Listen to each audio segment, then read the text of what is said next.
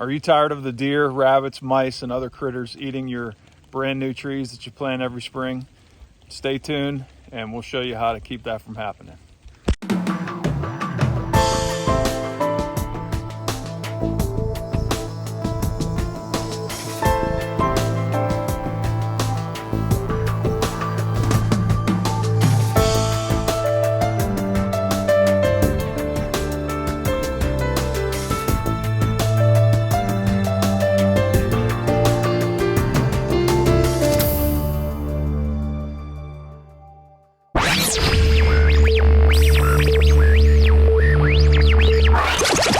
Okay, we got a power line here that we have a food plot planted in every year.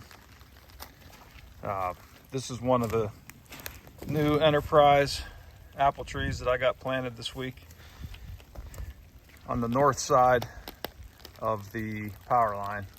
The sun tracks to the south in the northern hemisphere.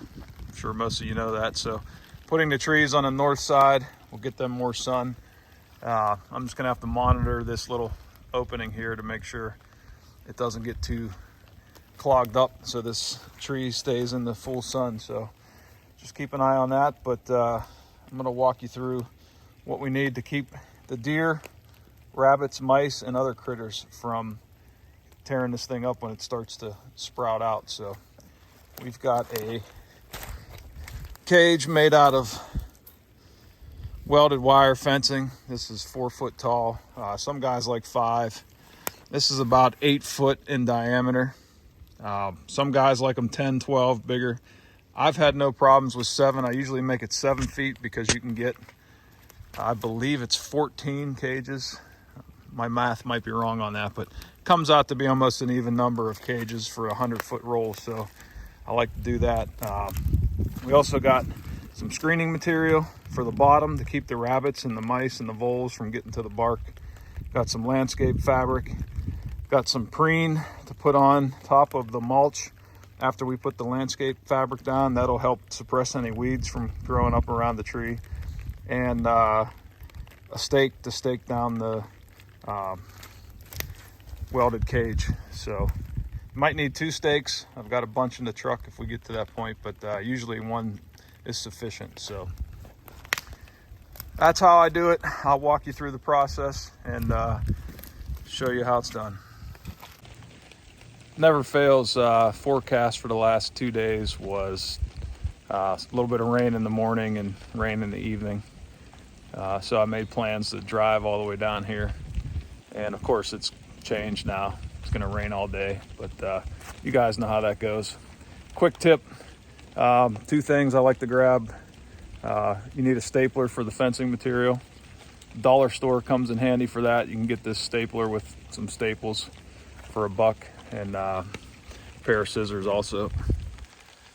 Seem to never have enough of those on hand. So yeah, if you find yourself going, oh man, I wonder if I've got a stapler and a set of scissors at the property, just hit your local dollar store and they'll get you fixed up. Comes in handy for measuring cups and things for herbicide and all that too. So just wanted to share that with you guys. But here we go. We'll get these trees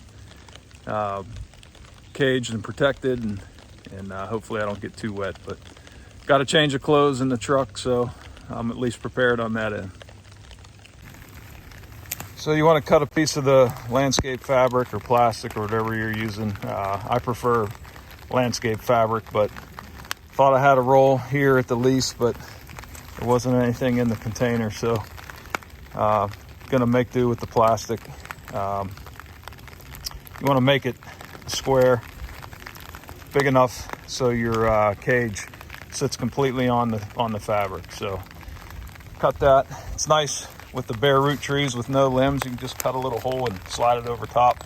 Sometimes you might have to cut a long slit and slide it in that way if your trees have a little more growth on them when you get them, but pretty simple. All right, so we dumped out some mulch. As you can see, I put the screening around. You want to get this all the way down to the fabric, and and then push the mulch around it. I got it stapled in a couple of spots just to keep it secure, but that should keep any mice and voles and anything else that wants to eat that bark from getting to it. All right, once you get the mulch down, you take some of this preen weed preventer. You just shake this around. That'll keep any weeds from coming up, any competition for your treat.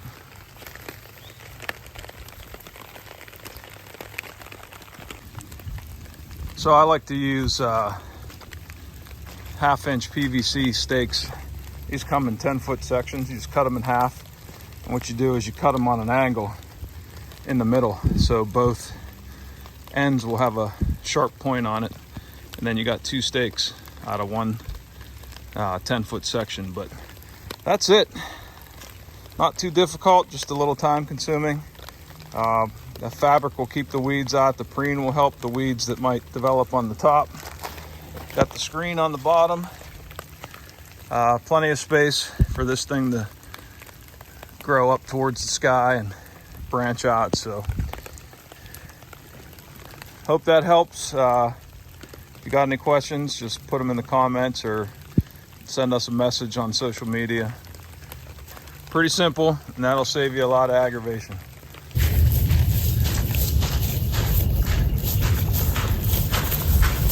This is for the must be nice guys who think that we just have these big deer coming around for no reason.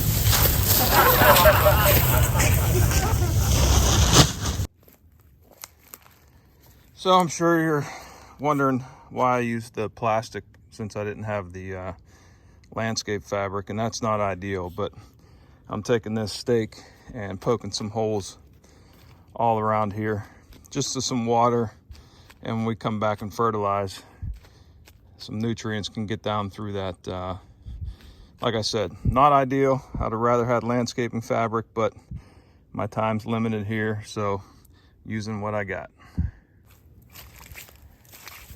Pretty wet, mushy conditions. You can see a lot of clover coming up on the power line here. First thing to green up. We accessorize this food plot with some fruit trees here. I'm gonna come in and spray all this, plant some clover around all these trees too, but making some headway, getting them all protected, but just carrying all this mulch and everything back in here. Good workout for sure, but yeah, we'll get this cleaned up. We'll make sure none of these scrub trees will be blocking any sun or anything, and make a nice little food plot extension here off of the power line.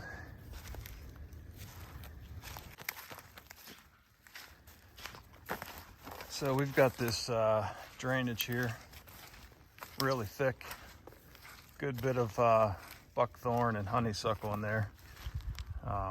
Around this top of this drainage here, we've got more bedding all along over there. This is kind of the route around the top of this drainage. That's the easiest to get around. As you can see, this goat path here. Deer have it tore up, but knocked out some of the bush honeysuckle and the buckthorn, and I got these American plum planted and caged. Hoping to establish a little plum thicket in here, and then this goes out to a power line food plot, which there's also bedding up along here. You can see this trail just worn down.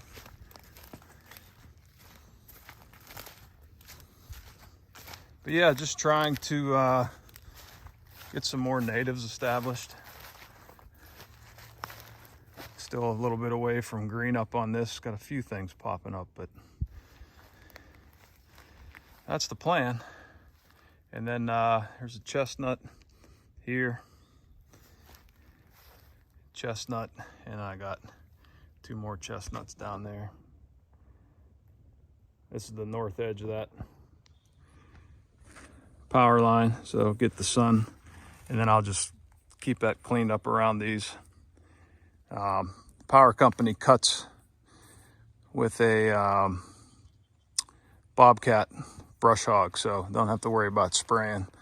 And I talked to the one guy. I think once they see that I have it all established and clover and things, they're not going to be cutting anymore. So just wanted to bring you up to speed on that. And that's the last cage for the day, and it's time for beer and pizza. Well, that's going to do it for today. It's been a long day. A lot of cage making and mulching and putting plastic and everything else down around the trees. So it feels good to get it all done, but just want to thank you all for tuning in, and stay tuned. We'll be bringing you a lot more this season. Appreciate everybody out there. Check out our audio podcasts anywhere you can get your podcasts. We're on Facebook, Instagram. Send us a message, send us some pictures, show us what you're doing, and I'll check back with you all shortly. 3, 2,